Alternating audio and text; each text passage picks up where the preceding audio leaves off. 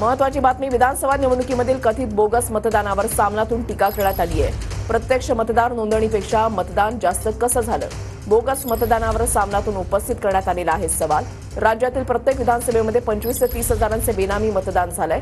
सामनातून विधानसभेला झालेल्या मतदानावर आक्षेप घेण्यात आलाय।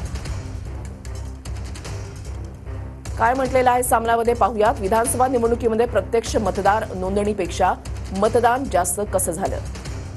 एखाद्या बूथवर 411 मतदारांनी मतं टाकली आणि ईव्हीएम उघडताच 522 मतं कशी? प्रत्येक विधानसभा मतदारसंघामध्ये 25 ते 30 हजारांचे बेनामी अनौरस मतदान मोजलं गेलं, हे कसं झालं? यांच्या विजयाचा बाप लावारिस असेल तर ही निवडणूक आणि त्यांचा विजय गैरसंविधानिक ठरतो। सगळं टाहो फोडून सांगितलं जात असताना राष्ट्रपती भवनाच्या भिंती संविधानाची हत्या पाहत राहिल्या। महाराष्ट्रामध्ये लावारिस मतदान हे संविधानाच्या कोणत्या मूल्यामध्ये बसतं ते आधी सांगा। मतदान वाढलं, त्यांचं मतदान फक्त भाजप प्रणित महायुतीलाच कसं पडलं? 48 लाख न मतदार नोंदवले, त्यांचे मतदान काय सर्वच्या सर्व एकाच पक्षाला पडलं का? वाढीव मतदान फक्त भाजप आणि त्यांच्या मित्रपक्षांना झालं।